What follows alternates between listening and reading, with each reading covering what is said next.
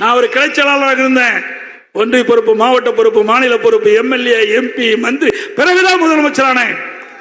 ஆனா இங்கே உழைத்தால் ஏற்றம் பெறும்.